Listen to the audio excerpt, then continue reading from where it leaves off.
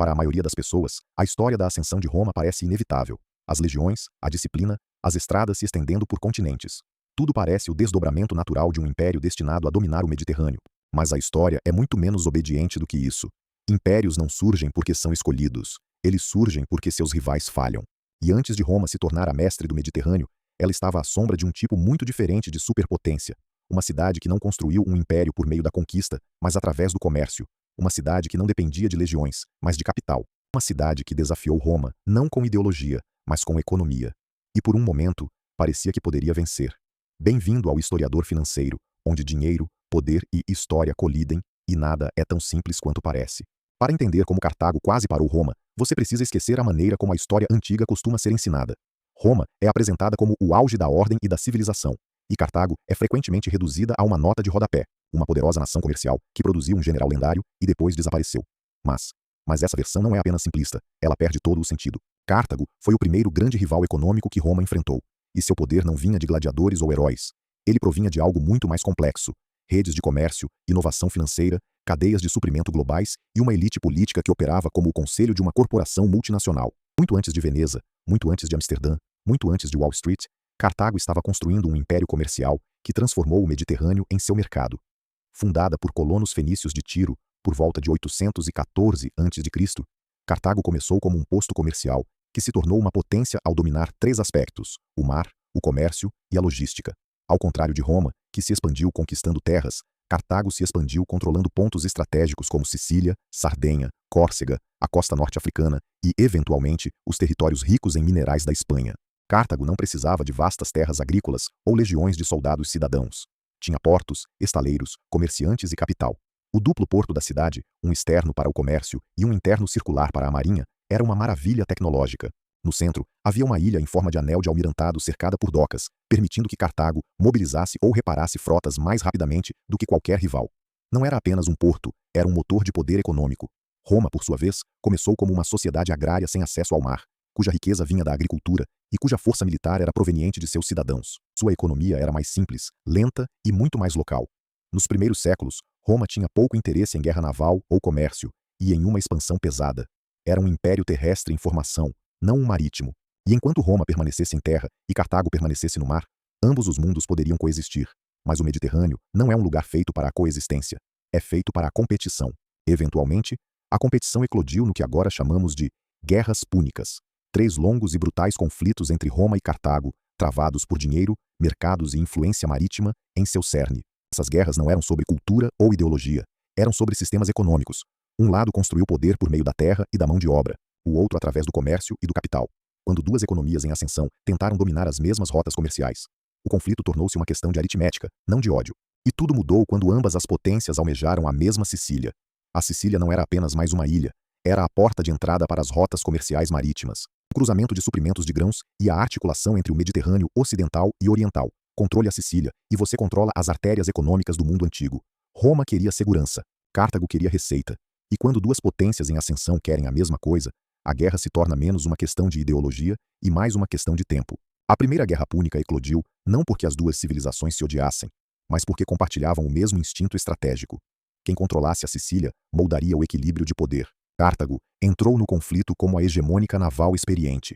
Confiante em suas frotas e suas forças mercenárias, Roma entrou como uma completa amadora no mar. Mas é aqui que a história financeira começa a divergir.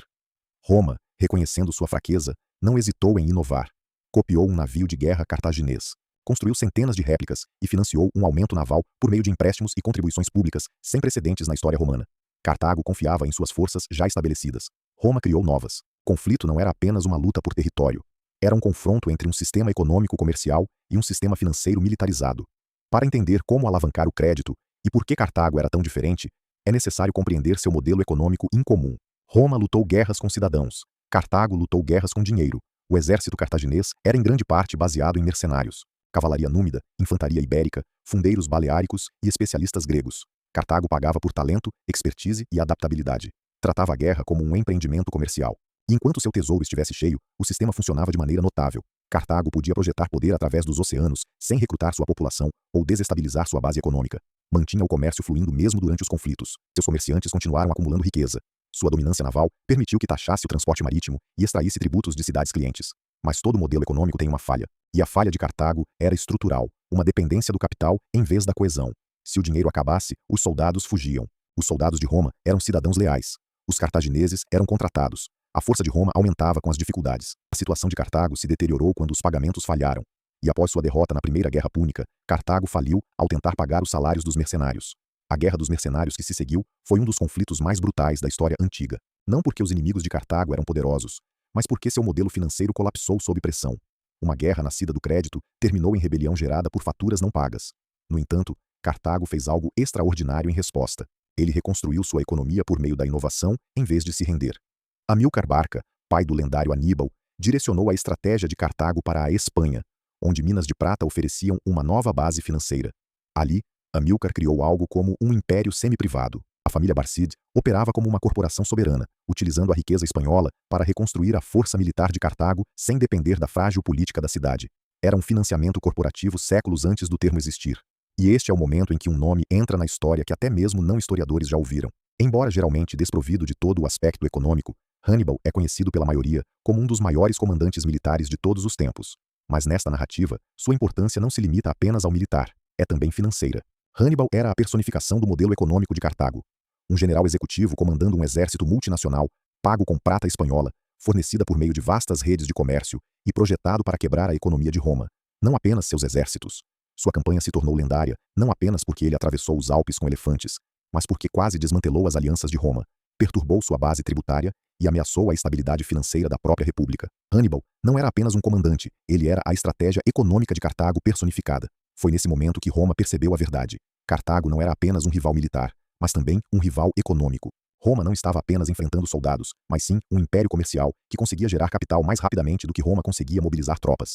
A campanha de Aníbal na Itália não se tratava de vencer batalhas. Era sobre romper as alianças de Roma, perturbar sua receita e destruir sua confiança econômica. Em termos modernos, Aníbal não estava apenas travando uma guerra, ele estava promovendo uma guerra de atrito financeiro. E ainda assim, Roma se adaptou novamente. Aprendeu a tomar empréstimos, aumentou impostos, nacionalizou terras e vendeu propriedades públicas. Roma, sob pressão, construiu as bases do estado financeiro que eventualmente dominaria o Mediterrâneo. Cartago forçou Roma a evoluir economicamente, institucionalmente e estrategicamente. De certa forma, Cartago fez de Roma o que ela é. À medida que a Segunda Guerra Púnica se desenrolava, o Mediterrâneo se tornou um laboratório para dois modelos econômicos concorrentes. Roma e Cartago não estavam apenas lutando por território. Elas estavam testando qual sistema financeiro poderia sobreviver a conflitos prolongados de alta intensidade. Cartago dependia de liquidez, sua capacidade de pagar, contratar e manobrar. Roma dependia de solvência, sua capacidade de mobilizar, suportar e tomar empréstimos, e na guerra, a liquidez proporciona vitórias rápidas. Mas a solvência vence no longo prazo. Hannibal entendia a assimetria. Ele não marchou para a Itália esperando conquistar Roma de imediato. Ele marchou para a Itália para desestabilizar a economia de Roma, destruir suas alianças e forçar seus estados dependentes a desertar. Se a base tributária de Roma colapsasse, sua base de crédito colapsaria junto. E uma vez que o crédito de Roma entrasse em colapso, a guerra estaria perdida. Mas Cartago subestimou um princípio que mais tarde definiria o Império Romano. Roma poderia sobreviver a perdas que destruiriam outros estados. Quando Aníbal aniquilou dezenas de milhares de soldados romanos em Cannae, Roma não colapsou. Levou à formação de novos exércitos. Quando cidades italianas desertaram, Roma apertou seu controle sobre os territórios restantes. Quando as receitas fiscais despencaram, Roma tomou empréstimos de sua aristocracia, que apostou suas fortunas pessoais na sobrevivência da república. Era um patriotismo econômico em uma escala que Cartago não conseguia replicar. Não porque os cartagineses fossem menos leais, mas porque seus sistemas políticos e financeiros foram construídos para o comércio, não para a guerra total. Cartago tinha comerciantes. Roma tinha mobilização. Enquanto isso, a própria elite política de Cartago hesitava em apoiar totalmente Aníbal. A oligarquia mercantil, receosa de interromper as rotas comerciais e perder receita, recusou-se a fornecer a ele reforços consistentes. Eles avaliaram a guerra da mesma forma que um conselho de administração avalia um investimento arriscado, com cautela, desconfiança e de olho nas perdas trimestrais. Hannibal, por mais brilhante que fosse, enfrentava uma desvantagem estrutural. Ele estava lutando contra um Estado unido pela cidadania, com um império dividido por centros de lucro. Roma poderia sustentar sacrifícios por décadas. Cartago tentou minimizá-los. Em um confronto de atrito, essa diferença é fatal. Roma eventualmente respondeu com um contra-ataque econômico próprio. Mudou o teatro de guerra para a Espanha e a África do Norte, visando cortar as fontes de receita de Cartago, especialmente as minas de prata que financiavam as campanhas de Aníbal. Cipião, o africano, a estrela em ascensão de Roma, entendeu que Cartago não precisava ser conquistada. Era necessário desfinanciar. E quando Cipião capturou Nova Cartago na Espanha, ele não apenas conquistou território, ele apreendeu depósitos de suprimentos, reféns, tesouros e redes de comunicação. Foi um ataque de decapitação econômica. Os ativos de Cartago não estavam mais seguros. Suas fontes de receita estavam comprometidas, e sua flexibilidade estratégica começou a entrar em colapso. Quando Cipião desembarcou na África, Cartago estava operando com um déficit financeiro que não conseguia mais ocultar. A cidade se apressou para contratar novos mercenários, levantar fundos de emergência e negociar apoio de aliados númidas que estavam cansados do compromisso vacilante de Cartago. No confronto final em Zama, Cartago entrou no campo de batalha já superada em gastos. A guerra havia esgotado seu tesouro, fragmentado suas alianças e forçado-a a fazer concessões. Isso erodiu sua autonomia estratégica. A vitória de Roma não foi apenas um triunfo militar. Foi o resultado inevitável da colisão de duas abordagens muito diferentes da economia sob pressão. A derrota de Cartago na Segunda Guerra Púnica levou a décadas de sufocamento financeiro. Roma impôs indenizações tão severas que transformaram Cartago de uma superpotência comercial em uma cidade-estado rica, mas restrita. E ainda assim, mesmo naquela época, Cartago reconstruiu sua economia novamente. Desta vez, por meio de inovações agrícolas, manufatura e comércio renovado. No meio do século II a.C., Cartago era próspera mais uma vez.